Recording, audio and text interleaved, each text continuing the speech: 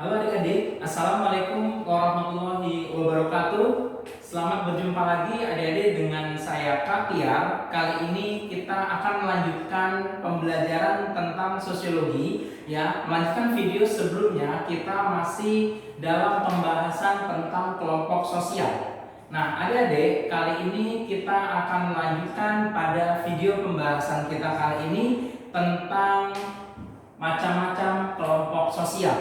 Nah, kalau kemarin kita membahas konsep dasar daripada kelompok sosial, sekarang mari kita bahas bentuk-bentuk atau macam-macam dari kelompok sosial yang ada di masyarakat kita secara teori sosiologi. Nah, adik-adik, apa saja yang akan kita bahas pada kesempatan kali ini? Kita lihat yang pertama adalah kelompok yang tidak teratur. Jadi secara umum kita bisa katakan bahwa kelompok sosial terbagi dua. Ada kelompok yang tidak teratur dan kelompok yang teratur. Nah, adik-adik, kita mulai pembahasannya. Kita mulai kelompok yang tidak. Adik-adik, kelompok yang tidak teratur, kita lihat di sini ciri-cirinya ada beberapa. Yang pertama adalah tanpa direncanakan, terjadi secara spontan, tidak terorganisir, tidak ada interaksi sosial sebelumnya atau bahkan saat kerumunan itu terjadi, ya, dan tidak ada kesadaran berkelompok serta tidak konstan atau tidak tetap adik-adik. Nah, maka dari itu kita bisa membagi lagi kelompok tidak teratur, kita akan bagi menjadi dua, yakni adalah kerumunan dan publik. Udah. Action. Oke, adik-adik, kita lihat di sini yang pertama adalah kerumunan. Nah, kerumunan ini kita akan bagi lagi dalam beberapa bentuk, adik-adik. Di sini yang pertama adalah formal audience. Nah, formal audience kita katakan juga sebagai pendengar formal, ya. Kita bisa katakan pendengar formal ini adalah kerumunan yang punya pusat perhatian yang sama, namun cenderung pasif. Kita ambil contoh adik-adik, ada sekelompok orang yang sedang melaksanakan sholat Jumat, di situ ada khotib sedang berkhutbah, atau adik-adik yang pada hari Minggu mengunjungi gereja untuk beribadah, di situ juga ada khutbahnya, dan inilah yang dinamakan sebagai formal audience adik-adik. Yang berikutnya, yang kedua adalah plain expressive crowd, yakni adalah kerumunan yang tidak mementingkan pusat perhatiannya, tetapi mereka punya tujuan yang sama. Kita ambil contoh, misalkan adik-adik, kalau kita jalan-jalan ke pantai, misalkan mau berekreasi, maka yang orang-orang sekitar kita dan pantainya, view-nya ya kurang penting. Yang penting kita punya tujuan untuk berekreasi. Contoh lain lagi, misalkan ketika adik-adik datang ke acara kondangan, misalkan tentu kadang-kadang pengantennya ya atau pengantin sunatnya nggak penting. Yang penting adalah hidangannya atau makan-makannya. Nah, itu bisa kita contohkan sebagai plain expressive crowd. Action. Nah, kita lanjutkan adik-adik. Yang ketiga adalah inconvenient crowd atau aggregation crowd. Kita bisa terjemahkan di sini, inconvenient atau aggregation adalah kerumunan yang kurang menyenangkan karena kita bersama-sama dengan orang lain sedang menggunakan fasilitas publik yang sama. Nah, kita bisa katakan di sini kerumunan yang kurang menyenangkan ini memang terkadang bikin kita bosan atau bikin kita bete ya adik-adik, karena memang kehadiran orang lain itu terkadang jadi masalah buat kita. Contoh, misalkan ketika kita sedang mengantri ya sebuah bus kota yang hadirnya lama, penumpukan penumpang semakin banyak, semakin lama kita semakin mungkin terhimpit ya atau terdesak. Nah, itu akan membuat situasinya menjadi tidak menyenangkan karena ada orang-orang yang bersama-sama dengan kita menggunakan fasilitas publik tersebut. Nah, adik-adik, di sini mari kita gunakan konsep The King Ganesha Operation, yakni agre bikin bete. Jadi aggregation yang merujuk kepada agrenya. Nah, definisinya adalah aggregation ini bikin bosen atau bikin bete kita karena sama-sama memakai fasilitas publik yang sama dengan orang lain. Action. Oke adik-adik, kita lanjutkan pembahasan kita. Kita lihat lagi yang berikutnya adalah kelompok yang tidak teratur berupa kerumunan, yakni adalah panic crowd. Nah, Panic crowd itu adalah kumpulan orang-orang yang sedang dalam situasi panik. Misalkan soal SBMPTN yang pernah keluar adalah sebuah gedung berlantai 7 terbakar, lalu nanti orang-orangnya rame-rame, pengunjung dalam gedung itu berusaha menyelamatkan dirinya. Nah, itu bisa kita katakan sebagai contoh panic crowd. Nah, adik-adik kita lanjutkan. Yang berikutnya adalah spectator crowd, yakni adalah kerumunan penonton. Tentu di sini kita bisa katakan bahwa kerumunan penonton ini adalah kumpulan orang-orang yang sedang atau ingin menonton sesuatu. Biasanya hal ini lebih terjadi secara spontan. Contoh, ketika adik-adik sedang berjalan, tiba-tiba di pinggir jalan ada yang mengerubungi, ternyata ada banyak orang yang sedang melihat seekor kucing yang terlindas oleh motor. Nah, lalu di situ orang-orang mengerubungi. Nah, ini bisa kita katakan sebagai spectator crowd. Nah, yang selanjutnya adalah acting mobs, adik-adik. Ini adalah kerumunan ya orang-orang yang emosional. Bisa kita katakan contohnya di sini adalah massa yang sedang berdemo, ya tuntutannya belum didengar atau belum dipenuhi. Nah, itu bisa kita katakan sebagai acting mobs. Artinya jika mereka dalam tanda kutip dipanaskan lagi situasinya, maka mereka akan berubah menjadi lebih anarki. Nah, ya itu adik-adik adalah acting mobs. Nah, yang berikutnya adalah immoral lawless crowd, yakni adalah kerumunan orang-orang yang tidak bermoral. Kita bisa ambil contoh, misalkan adanya kerumunan anak muda yang nongkrong tengah malam di tempat-tempat yang sepi, lalu mereka mabuk-mabukan, melakukan vandalisme atau pengerusakan. Nah, ini bisa kita katakan sebagai immoral lawless crowd. Nah, yang lanjutkan adik-adik, yang berikutnya adalah publik. Nah, publik ini bisa kita pisahkan atau kita bedakan jenisnya dari kerumunan dilihat dari simak berikut ini, adik-adik. Publik adalah kerumunan yang terpisah oleh media massa, sedangkan kerumunan tidak. Nah, kalau publik di sini ya pemirsanya itu dibatasi oleh alat-alat media komunikasi. Sebagai contoh, ketika adik-adik sedang nonton live sebuah acara keagamaan, misalkan di sebuah stasiun TV swasta, maka adik-adik adalah publik dari acara tersebut, yang tentu pemirsanya tidak adik saja, tetapi banyak kalangan atau orang lain yang menjadi pemirsa atau penonton pada acara tersebut. Action.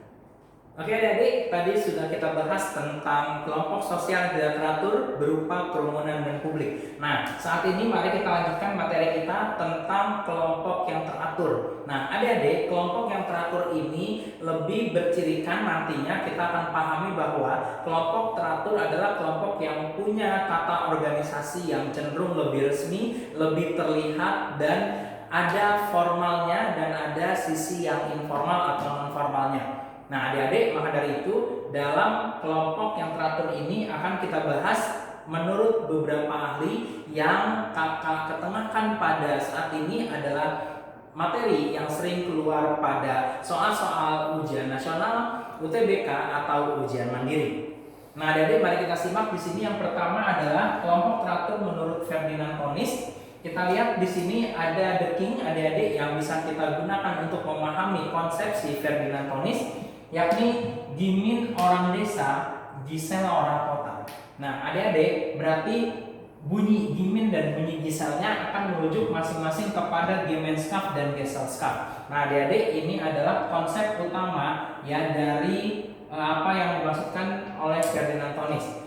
Nah, Gemeinschaft, adik-adik, biasa dikenal juga sebagai paguyuban, ya adalah tata masyarakat yang hubungan orangnya masih sangat erat, saling kenal-mengenal secara personal, dan hubungannya tanpa pamrih serta bersifat kekal atau jangka panjang.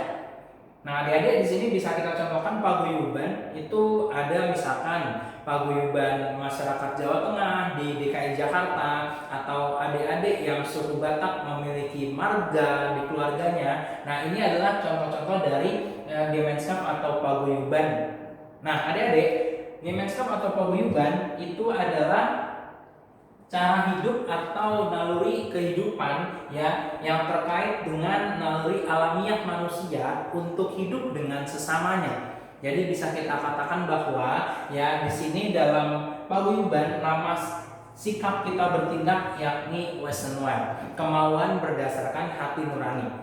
Nah, adik-adik tidak hanya itu ya, Fernantonis juga menyatakan bahwa paguyuban ini dibagi 3. Yang sebetulnya tadi contohnya sudah kita bahas beberapa ya. Paguyuban yang pertama atau Gemeinschaft yang pertama adalah by mind, kesatuan pikiran. Jadi ada orang-orang yang memang memiliki kesatuan pemikiran atau visi yang sama, lalu mereka membentuk sebuah paguyuban. Yang kedua adalah Gemeinschaft by place, ya, adanya kesamaan tempat, misalkan arisan ibu-ibu warga perumahan Kelapa II misalkan namanya. Nah, itu adalah berdasarkan tempat dia membentuk paguyuban. Yang berikutnya adalah Gemeinschaft by blood, ya, dengan ikatan darah mereka memiliki paguyuban. Misal keluarga besar Tubagus kalau di Banten, kalau di Sumatera Utara dalam Batak ada marga, itu juga bagian dari Gemeinschaft by blood, adanya ikatan darah yang menjadikan mereka bersatu. Nah, adik-adik, ini tentang Gemeinschaft. Nah, yang berikutnya adalah tentang Gesellschaft atau yang disebut sebagai patembayan, adik-adik. Nah, patembayan ini adalah kebalikan Gemeinschaft, di mana dalam Gesellschaft atau patembayan masyarakat itu memiliki ikatan hubungan yang longgar, impersonal, ya, dan tidak jangka panjang atau tidak kekal. Nah, adik-adik, di sini naluri mereka bertindak itu didominasi oleh akal. Ya, kalau tadi Wesenwel karena naluri memang dia ingin hidup dengan sesama manusia, ya, lalu kalau yang Krummel ini karena mereka punya ya akal, sehingga mereka gunakanlah akalnya itu untuk mendapatkan yang diinginkan. Makanya dalam Gesellschaft itu jangkanya adalah jangka pendek. Contoh, adik-adik, ketika adik-adik ngurus KTP di kelurahan, tentu nggak perlu kenal bapak atau ibu yang ngurusin kita, siapa namanya, gajinya berapa, anaknya berapa, rumahnya di mana, nggak perlu kita tahu. Tapi ketika ya KTP kita selesai, kita ambil lagi dari orang itu di kelurahan, maka urusan selesai. Itulah yang disebut sebagai Gesellschaft. Oke, mulai. Oke, adik-adik, kita lanjutkan kembali pembahasan kita. Nah, yang kedua adalah menurut Robert Camerton. Nah, menurut Robert Camerton, pemahaman dia berbeda lagi dengan Fernantonis tadi. Ya, menurut dia kelompok sosial teratur dibagi 2, ada membership dan ada reference. Adik-adik, membership ini adalah kelompok di mana kita adalah anggotanya. Nah, adik-adik, sebagai contoh adalah kita yang sudah bergabung di Ganesha Operation tentu adalah pilihan yang sudah tepat. Nah, maka dari itu adik-adik, di sini kita sudah pasti kita adalah anggota dari Ganesha Operation. Dibuktikan kita terdaftar di sini sebagai siswa Ganesha Operation, punya kartu Geocard, punya fasilitas yang lain yang adik-adik bisa dapatkan. Nah, itu adalah membership group. Yang berikutnya adalah reference group. Nah, adik-adik, reference ini asal kata, tentu kita tahu dalam bahasa Indonesia ada kata referensi. Nah, reference atau referensi ini adalah kelompok acuan. Kelompok acuan itu adalah kelompok di mana seseorang itu bukan bagian dari kelompok yang dia acu, tetapi dia ingin sekali ya ingin bergabung ke sana, mungkin tapi belum kesampaian, sehingga dia berusaha agar sama ya atributnya, gayanya, kelakuannya, tindakannya dengan kelompok yang dia acu tersebut. Sebagai contoh adik-adik, misalkan ada seseorang yang ingin sekali jadi dokter. Dia mencoba kuliah di Fakultas Kedokteran, beberapa kali tes, misalkan ikut ujian mandiri UTBK, ternyata dia belum lulus. Nah, ketika ada temannya yang sakit, dia langsung saja mengambil tindakan seperti layaknya dia seorang dokter, adik-adik. Padahal dia belum terregistrasi sebagai mahasiswa kedokteran, apalagi jadi dokter. Nah, ini yang kita bisa katakan sebagai reference group atau kelompok acuan. Ya, adik-adik. Yang berikutnya adalah menurut W.G. Sumner. Nah, menurut W.G. Sumner di sini ada beberapa kelompok sosial. Yang pertama adalah in-group dan out-group. In-group di sini bisa kita samakan dengan definisi membership ya tadi menurut Robert Camerton. Namun dalam in-group ya kita memiliki penjelasan yang sama. adalah kelompok di mana kita adalah anggota dari kelompok sosial dan memang juga mereka mengakui kita dan kita mengakui mereka sebagai anggota kelompok. Nah, adik-adik, kita bedakan dengan outgroup. Outgroup ini adalah kelompok sosial di mana ya kita bukan anggota kelompok dia. Sebagai contoh adik-adik, ya dalam in-group kita adalah siswa Ganesha Operation, ya. Nah, tapi outgroupnya berarti kita bukan bagian dari bimbel lain di luar sana. Kita hanyalah sebagai in-group dari Ganesha Operation. Nah, itu ya adik-adik. Misalkan contoh lain adalah adik-adik siswa SMA 1 di daerah adik-adik. Nah, itu in-group adik-adik, tapi out-groupnya ya ada kawan kita yang sekolah di SMA 2, SMA 3, dan bahkan SMA lain. Nah, itu juga bisa kita jadikan contoh. Yang berikutnya adik-adik adalah menurut Charles Cooley. Nah, di sini menurut Charles Cooley kita juga bisa katakan ada dua pembagian kelompok teratur, yakni kelompok primer dan kelompok sekunder. Kelompok primer adalah kelompok di mana anggotanya ini terikat secara informal sehingga tidak ada anggaran dasar, tidak ada anggaran rumah tangga yang khusus untuk ya menaungi kelompok primer. Contoh, misalkan adik-adik punya teman bermain di rumah, apa iya masa harus punya anggaran dasar rumah tangga? Ada teman kita mau gabung isi formulir dulu sebagai anggota kelompok teman bermain kami, kan tentu tidak, gitu ya. Nah, ini adalah kelompok primer. Nah, terus yang berikutnya adalah kelompok sekunder. Kelompok sekunder ini adalah kelompok yang memang terjadi secara resmi, ya lebih bersifat jangka pendek dan punya ketentuan-ketentuan yang lebih bersifat formal. Nah, ini adik-adik. Nah, maka kelompok sekunder sama halnya kita di perusahaan atau adik-adik di sekolah itu adalah kelompok sekunder, kelompok yang memang punya tata tertib dan aturan, tetapi memang jangka pendek dan tidak mengenal secara dekat. Nah, yang berikutnya adik-adik, menurut Emil Durkheim, ini juga adalah submateri yang sering muncul pada UN dan UTBK SBMPTN. Durkheim juga punya dua pendapat, yakni adalah solidaritas mekanik dan solidaritas organik. Solidaritas mekanik adalah solidaritas yang belum mengenal pembagian kerja dan ini lebih terjadi pada masyarakat pedesaan di mana senioritas ya atau yang lebih tua masih memegang peranan untuk melakukan pengendalian atau pengarahan. Nah, ini adalah solidaritas mekanik adik-adik ya. Ingat saja mekanik ini terjadinya di pedesaan. Ya, oke. Lalu yang berikutnya solidaritas organik adalah solidaritas yang sering terjadi di perkotaan, di mana setiap individunya ya lebih mementingkan kepentingannya sendiri dan ini sudah mengenal pembagian kerja. Artinya kalau di solidaritas organik kita katakan bahwa seorang dokter tentu yang punya spesialis ya lebih tinggi lagi pendidikannya tentu akan lebih mendapatkan pasien yang penyakitnya ya atau kondisinya yang lebih khusus juga adik-adik. Nah, ini dia.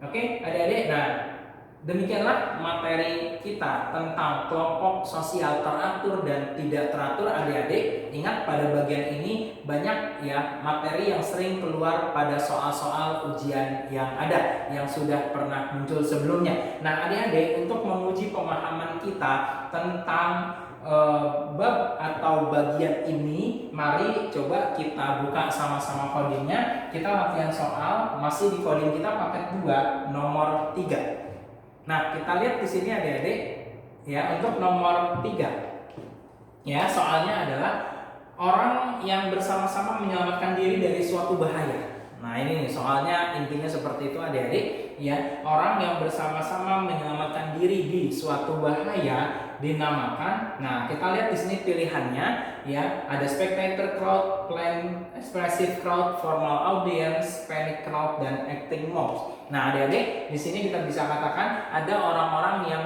bersama-sama ingin menyelamatkan diri. Nah, berarti mereka tentu dalam kondisi panik, berarti dalam kondisi yang ketakutan dan ingin segera menyelamatkan diri dari bahaya tersebut. Nah, adik-adik, kira-kira ini saja yang dapat kakak sampaikan. Action. Nah, adik-adik, demikianlah sudah kita pelajari materi-materi tentang kelompok sosial teratur dan tidak teratur pada bab 2 atau paket 2 pada kesempatan kali ini. Nah, adik-adik, mari kita pelajari terus materi kita di sosiologi, dan kakak harap adik-adik akan mahir menguasai mata pelajaran sosiologi di kelas 11 semester 1 ini, tentu bersama Ganesha Operation, bimbingan belajar terbaik dan terbesar di Indonesia. Nah, adik-adik, untuk itu mari kita terus berusaha dan berdoa bersama Ganesha Operation. Terima kasih. Selamat siang semuanya. Wassalamualaikum warahmatullahi wabarakatuh.